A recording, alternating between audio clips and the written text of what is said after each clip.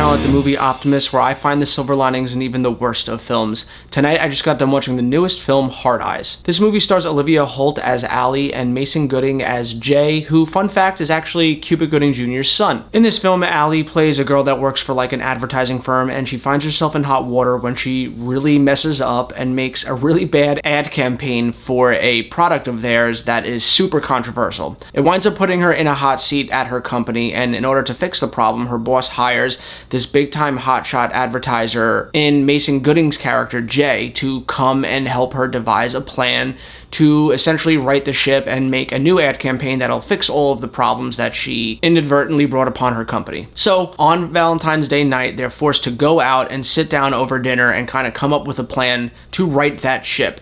However, while they're out to dinner, Allie winds up running into her ex-boyfriend, and in a brief moment of jealousy, she turns and kisses Mason Gooding's character, Jay, to make her ex-boyfriend jealous, and this puts them in the path of the Hard Eyes killer, who's essentially going out and hunting couples every Valentine's Day for the last couple years and brutally killing them. When he sees them kiss, even though they're not a real couple, he locks in on them, and for the rest of the movie, he's trying to kill them, and they're trying to survive until the morning. That's essentially the gist of this film. I don't want to give anything away because there are a ton of twists and turns in this. So, what did I think about this movie? Let's start off with the good. The two leads here, Olivia Holt and Mason Gooding, are fantastic actors. Starting off with Olivia, I haven't seen her else in anything outside of Totally Killer, that movie with the girl that played Sabrina in the Netflix series where she was like the younger version of her mother when she went back in time, yada yada yada. I'm not going to discuss the entire plot of that movie, but that's the only other thing I've really seen her in. She really impressed me here. She's not just like a final girl that runs and hides and cowers in the corner. She has a lot of moments to really shine and be a badass here. And she's also really funny. She has really good comedic timing, and I thought that she was really wonderful. But the standout for me in this film was Mason Gooding's character, and maybe it's a testament to the fact that he is the son of Cuba Gooding Jr., but he is so charismatic and just demands your attention when he's on screen, and he's funny too. It actually makes me look back at his previous work in the Scream films and think of how much they wasted him in that film, because he is a great leading actor, and he's just kind of this side character in the Scream franchise that's there to just get stabbed a bunch of times and not die. But here he gets a lot of time to shine and show his acting chops, and like I said, he's really charismatic. He demands your attention. He has a lot of badass moments for himself. He's really funny, and he really just stole the movie for me. But the main thing you're all showing up for here isn't the main characters, it's the Hard Eyes killer, and he is really awesome. I'm not even gonna sugarcoat it. In a sea of slasher films that come and go and are totally forgotten about, this one is definitely going to stick with me because of the unique angle they give to him in making him essentially an evil Cupid. He literally kills people with a crossbow with bolts that have hearts on the end of them. He has a mask with red hearts around his eyes that glow in the dark. He's just something different, and it felt refreshing seeing something like that. And it's not, like I said, just another masked serial killer with a butcher's knife. Like, he had like a unique set of weapons that he used. He has a very intense presence. Every time he's there, he's super imposing. He's not quippy like Ghostface, and he's not mortal like Jason or Michael Myers, but he has his own character to him. He clearly hates people that are in love, and he hates all that mushy nonsense. And I just thought he was really fun watching him on screen. He was so brutal. If you're into the over-the-top violence, you definitely get it here. There is some awesome, really well thought out kills in this movie. There's also a lot of practical effects. If you're into like real practical blood, especially at the end, the last kill that happens is so gory and so brutal. It's just so fun to watch if you're into that kind of stuff. I also thought the cinematography and the sound were great. When the things are tense, they are really tense. And this movie is shot beautifully. Most of it takes place at night, but it has this weird, warm, compelling feeling to it because it takes place around the Valentine's Day season, so everything's like brightly red with the backdrop of the blue moonlight. And I'm sorry, this is like the cinematographer and me kind of coming through, but it's just a really beautiful movie to look at. This movie was also really funny. There's a lot of quippy moments between our two leads here that I actually was laughing out loud. The chemistry between them is off the charts. They make a great on-screen romance, and I really bought into it. Like, they convinced me that they fell in love by the end of this movie. Most of the time when you're going into these slasher films, you're getting introduced to a bunch of teenagers doing stupid shit like drinking that you don't really care about, and at the end of the day, you're kind of just sitting there wanting to see them all get picked off by the killer, but I genuinely wanted them to both make it out alive. by the end of this movie because of the groundwork that the filmmakers laid out and letting us kind of sit and marinate with them over the first half of this movie. And that's another thing that I really loved about this movie. It's not just a straightforward horror thriller. It takes two totally different contrasting genres in a rom-com and a horror and beautifully splices it together, might I add. They did a really good job at bleeding these two genres that, again, like I said, are two polar opposites, but it works and it makes the movie feel unique. If you're somebody that doesn't like romantic comedies, then yeah, you might feel like you're dragging yourself through a mile of broken glass. I'll admit it.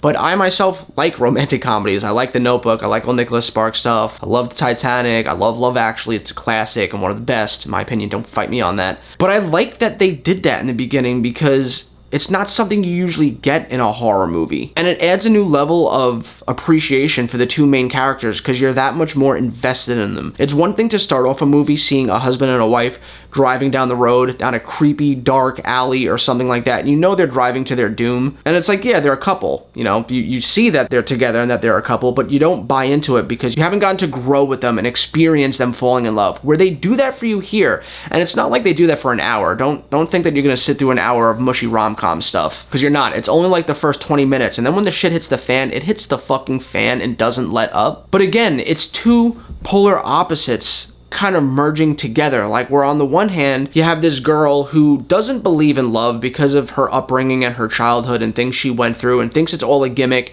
And then you have this character, Jay, that so desperately wants to find the love of his life. They're kind of bickering over it at the beginning of this film, and you slowly see them start to, like, change each other's mind about their different outlooks on love. And at a certain point, I completely forgot I was watching a horror movie, and then shit hits the fan and you're like, oh shit, that's right. But it's not off-putting. It kind of just makes the tension that much more heightened because you're so invested in this love story and now they're fighting for their lives and you so desperately want them to get out of it. So I just thought they did a really good job blending the two. But this movie isn't without its faults. So let's get into the bad now. I'll say this really quick.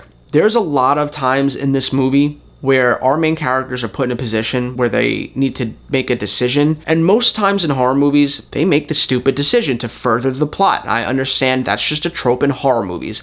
A lot of the times when people are running, they trip and fall, which allows the killer to catch up to them, things like that. But here, in my head, when things were happening, I was like, oh man, if that was me, I would. And before I could even finish the thought, they would do it. And I'm like, holy shit, they just did the smart thing. That's unheard of in a horror movie. And it's almost like this movie had test screenings before it finished filming and allowed people like us, horror fans, to come in and watch it and nitpick it and say like, nah, people wouldn't do this in the real world. And they made like an actually like smart script with smart characters making smart badass decisions, and that was refreshing. But sometimes maybe they invited a bunch of people to come in after they had a couple drinks and they weren't paying attention because some scenes slipped through the cracks and they were a little absurd to me. Like there's a scene during their first encounter with the Hard Eyes killer where he tries to kill them. You actually see it in the trailer. It's in a bedroom. I won't spoil anything else. And they narrowly get away and lock themselves in like the bathroom just on the other side of the room where the killer is. And right after they lock the door, they just go back to like mingling and like kind of flirting, and I'm like, and the killer's right on the other side of the door, and of course it gets broken up with a giant butcher knife coming through the door, but it's like, yeah, you guys should have been long gone before he was ever able to like break the door down. There's another moment towards the end of the film where they're running again from the Hard Eyes killer, and they decide to take shelter inside of a van, and the killer's like walking around the parking lot looking for them, doesn't realize they're in this van, but they're sitting there in this van like literally telling each other their life story and why they are the way they are and why one's bitter about love and one is obsessed with the idea of finding love. And it's like, if I just narrowly avoided getting murdered, the last thing I would do while I was hiding was calm myself down enough while the killer's 5 feet away from me looking for us to tell you my life story. And then there's of course a police station scene where our leads are inside of it, kind of getting questioned by the police, and the Hard Eyes killer shows up. But there's only 3 cops in the entire building, so he easily makes his way through them and gets his chance at attacking our leads inside this police station. And in my head, I'm like, I have a friend that's a police officer, and I know damn well that that place is packed with 100 cops. Doesn't matter if it's morning, noon, night, they're there, they're sleep deprived, and if that dude showed up at a normal police station, he'd be lit the fuck up by 100 cops. But here, they needed a reason why they were going to have a cool throwdown in a police station. So it's like, let's just make the police station empty. And it's just not believable. No police station on the planet is this empty. Especially on a night that's notorious for a serial killer going around and killing people. in a city that they know he's currently at. That police station wouldn't just be filled. They'd have the SWAT there, the FBI there, the National Guard. They'd have everybody on the ready. But that being said, everything else about this movie just flowed really naturally, and it was really entertaining. There is a mystery behind this of who is the killer and why is he doing this, and figuring it out and piecing it together was a really fun time towards the end of this film. I'll say this, I could usually predict what's going to happen at the end, and I predicted a fraction of it, but it surprised me. It genuinely had some good surprises in there, and kudos to the writers, because these movies start to get stale after a while and they become very predictable, and this kept it fresh, not only with its killer but with the plot twists at the end, and for that I commend them for it. At the end of the day, I really enjoyed this movie. I'm gonna give it an 8 out of 10. I think it's definitely worthy of your time. Like I said, we have an overabundance of slasher films in our world that come and go and people forget it, but here there's a gimmick that makes it feel unique amongst the rest, a diamond in the rough, if you will, and I highly recommend it. I think this movie is definitely worth your time. If for nothing else, the two leads alone, their chemistry is fantastic. I bought into their love story, and I loved the killer design in this film. Anyway, guys, let me know what you guys think in the comments down below. Did I give you a reason to go and see this movie this weekend? If I have, let's talk about it. If I haven't, let's talk about it. And as always, guys, I hope you have a great rest of your week, and I'll catch you next time.